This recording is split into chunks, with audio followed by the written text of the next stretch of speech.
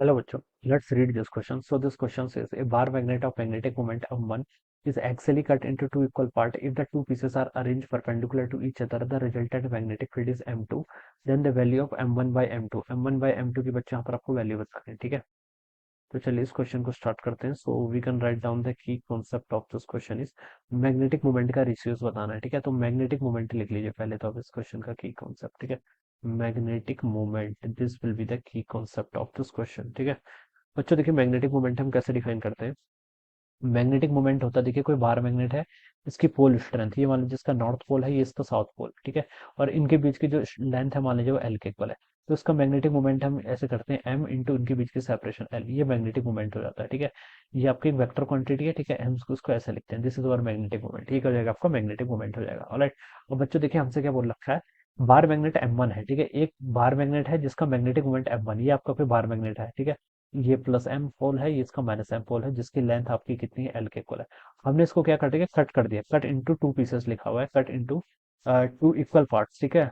एक्सएली cut किया, एक्सएली मतलब यहाँ पे इस एक्सिस के अबाउट हमने इसको कट कर दिया, ठीक है। ऐसे हमने इसको कट कर दिया, अब दो पीस बन जाएंगे, ठीक है।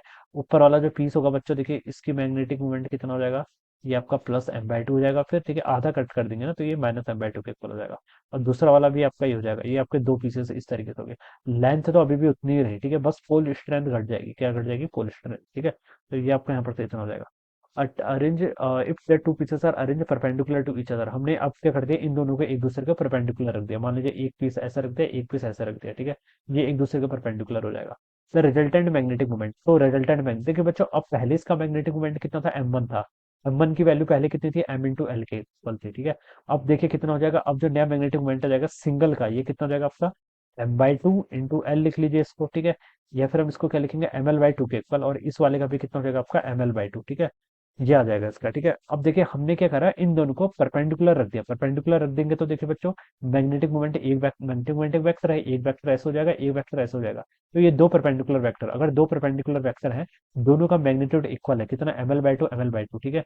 तो दो वेक्टर्स हैं, अगर दोनों का मैग्नीट्यूड इक्वल है और ये परपेंडिकुलर है, तो उन दोनों का नेट कितना होता है आपका, √2a के इक्वल हो जाता है, √2 टाइम्स ML/2 के इक्वल हो जाएगा, ये आप लिख लेंगे। और ये किसके इक्वल है, देखिए then the resultant magnetic field is equal to M2, ये आपका M2 के इक्वल दे रखा है। तो ये वैल्यू आपकी यहाँ पर से इतनी आएगी।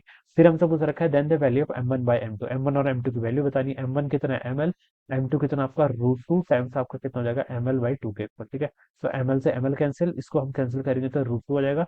ये √2 आपका ऊपर आके सिंपली √2:1 के इक्वल हो जाएगा। तो ये इसका राइट आंसर होना चाहिए, ठीक है, √2। या फिर हम इसको फोर्थ ऑप्शन से इसको मैच कर लेंगे, okay. So this would be the answer. So I hope you are understood this concept. All the best and thank you so much.